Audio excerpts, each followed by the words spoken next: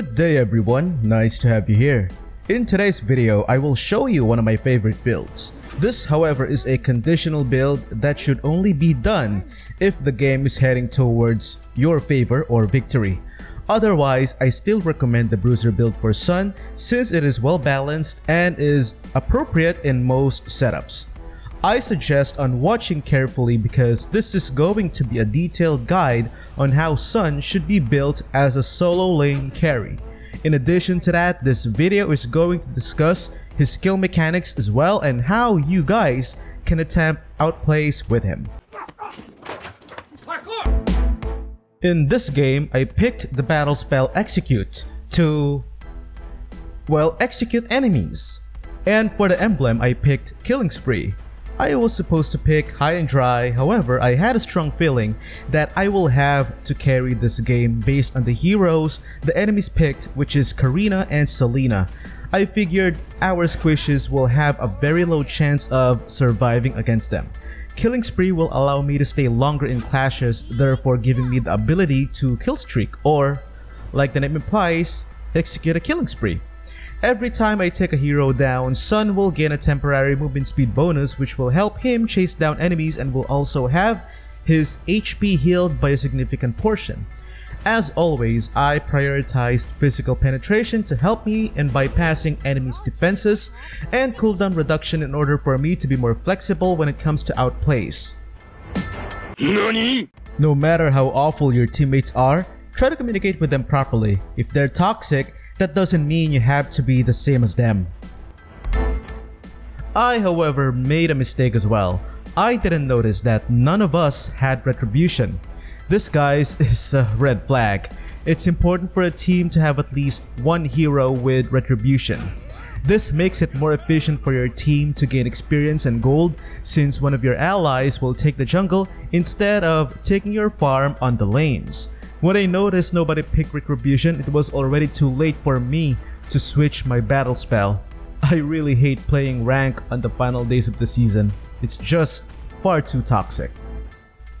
Get your first kill first, as this will serve as your tactical skill. This will be extremely useful in confusing your enemy, engaging, escaping, and best of all, a makeshift observer ward. Your second skill will serve as your nuke skill, so make sure to master this skill first. This is going to be your primary means of damage. This is an amazing skill since it can be targeted on minions as well as jungle monsters. That means if the situation requires it, you can use this skill as a means of either escaping or reaching your targets faster. Also, the good thing about this skill is the adjustment Moonton did recently. In the past, it only deals damage to your main target. Now, it deals damage to all hostile enemies around your main target as well. Just a quick nonsense trivia, guys, and I am not making this up. All of my games that I started with a score of 0 kills, 1 death, and 0 assists are games that surprisingly I have always won. During this game, I honestly thought this was going to be my first loss with such a score. Anyway, enough chit-chat. We'll kick things off with War Axe. This item nullifies the nerf on Sun's passive, which Moonton recently imposed, wherein his damage penetration was reduced by 20%. It also complements his skills as well, since this provides cooldown reduction, temporary movement speed bonus, and additional HP for a bit of tankiness. This item is ideally purchased on the early game since the unique passive makes late game heroes such as Sun very formidable, plus the fact that this item is extremely affordable. Use Sun's ultimate to take turrets down fast. Make sure to produce more clones by using your first skill as well.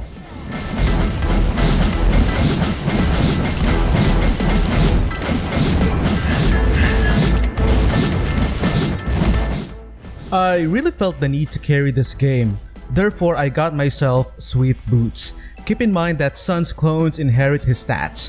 That also includes his attack speed.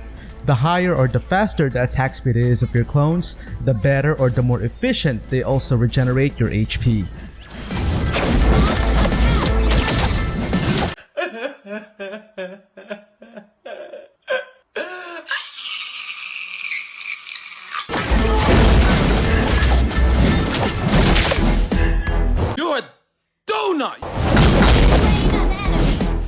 Next item is going to be Corrosion Sight.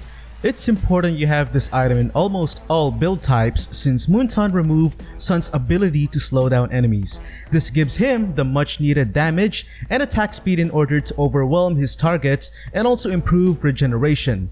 This item greatly complements the effects of War Axe as well, since the temporary movement speed bonus from both items can stack.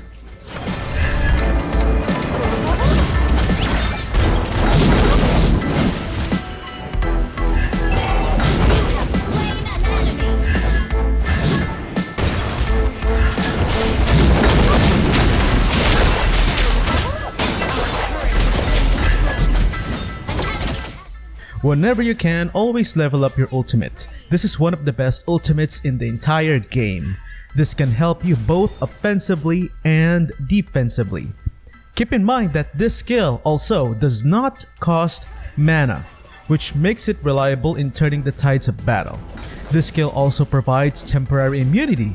I also have another tip for Sun players out there that keep complaining how enemies can easily escape because of its animation. Guys, Sun's ultimate is best used to dodge enemy heroes' attack first. Make sure to time it perfectly.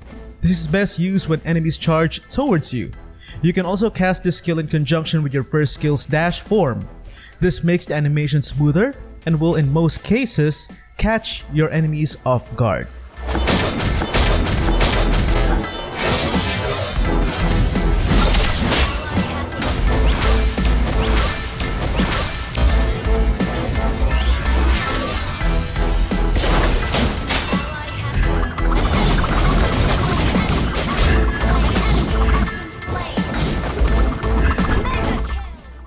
Next item is one of the best items for Sun.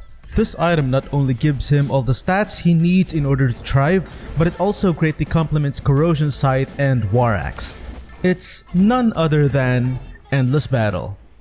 Endless Battle, besides being helpful with stats such as HP, mana regeneration, bonus damage, cooldown reduction, and lifesteal, it also has an amazing unique passive that suits Sun's poke type kit. With this item, Sun deals a true damage that ignores any form of defense after casting a skill. In addition to that, this also temporarily increases his movement speed, which can stack on the movement speed bonuses of both War Axe and Corrosion Sight.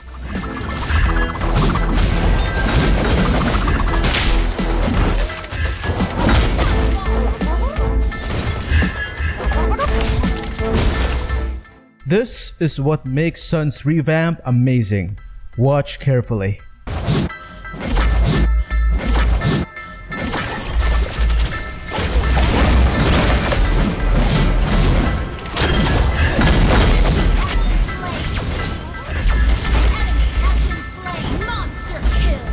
This revamp made Sun a hero that relies not only on sheer power, but wits as well.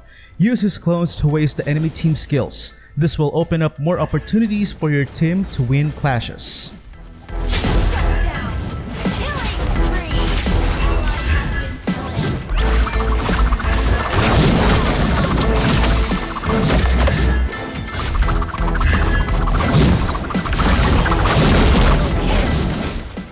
Once we hit the mid-game, I will invest either on Blade of Despair or Hunter Strike. Blade of Despair will further ramp up his damage output while also improving his movement speed further, while Hunter Strike puts more emphasis on damage penetration and cooldown reduction. Its unique passive that increases movement speed also works well when combined with War Axe, Corrosion Sight, and Endless Battle. And then, if you reach the late game, I suggest on getting Demon Hunter Sword by selling your boots. One of the common mistakes is getting DHS on the early game. Keep in mind that DHS has higher damage output the higher your target's current HP is. And on the early game, most heroes have low HP. If you really want to take advantage of its perks while at the same time efficiently getting items, I suggest on getting DHS either as your 6th or 7th item.